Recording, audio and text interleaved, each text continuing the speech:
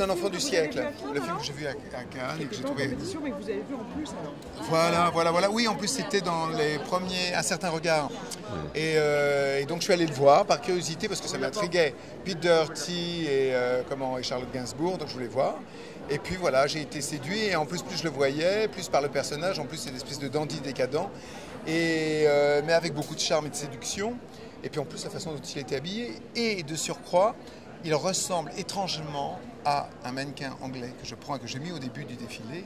C'est Erin O'Connor. Erin O'Connor qui lui ressemble incroyablement. Elle a même les deux grandes poteaux au même endroit que lui. Alors à mon avis, je ne sais pas la raison, mais en tous les cas. Donc du coup tout ça fait que je me suis... Parce qu'au départ je pensais à faire un peu Métropolis ou des choses comme ça. Et puis après, en voyant ça, ça y est, je me suis dit, non, en fin de compte, oui, je peux utiliser les matières et tout, mais en fin de compte la collection c'est plutôt ça, une espèce de femme dandy. Donc conquérante mais séduisante aussi. Et puis voilà, des hommes aussi séduisants et qui ont même des courbes plutôt féminines, on va dire, non? Puisqu'avec ces vestes à hanches rondes, ouais. Donc voilà, c'était un petit peu toujours mon idée à la fois de masculin-féminin, androgynie aussi, décalage. Mettons, il y a le modèle sur André, qui est la moitié comme une redingote et l'autre côté qui est transparent et tout. Entièrement transparent, qui est un petit peu ces mélanges-là. Et puis de la rigueur, du noir, beaucoup de noir, et puis après quand même quelques explosions de couleurs et de métal. Et des matières, et les chapeaux, des matières absolument extraordinaires. C'était comme les chapeaux haute forme, mais revus et corrigés en cage, c'est-à-dire avec les structures simplement, les structures comme si tout ce qui maintient, parce que c'est comme les squelettes, quoi, les squelettes du corps et tout. Il y a d'ailleurs un vêtement qui au départ est passé, qui avait un peu comme un squelette d'or, c'était un tailleur. Hein. Et c'était c'est un appareil en vérité, je me suis influencé d'un appareil qui servait à prendre les mesures.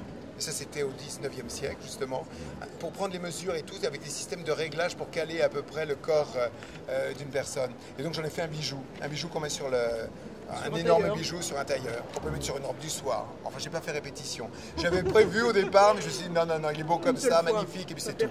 La robe de mariée, Jean-Paul.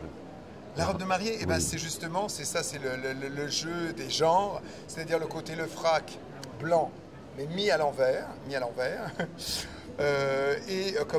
enfiler comme ça d'une façon comme une robe, enfin, et donc se fermant du coup dans le dos, mais donnant du coup un col qui fait comme des ailes, enfin, et puis porté sur un jupon, d'organdi, voilà, c'était en organdi blanc avec cette soie ivoire.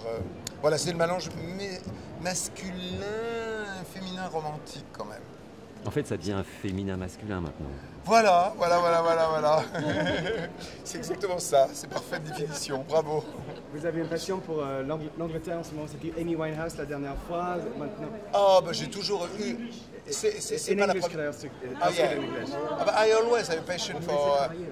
I always had a passion for England, you know, and the English, you know. I've always been like a lot there, you know, and I was very much inspired by London, you know, always, and all the extravaganza, and the personage, so it's normal that it comes to that. Of course, there is some hero, like Amy Winehouse, like Pete Doherty, that I truly love and admire. And when I saw him in his, to be honest, I knew his music, but I never saw him really in a show, you know, in a concert, you know.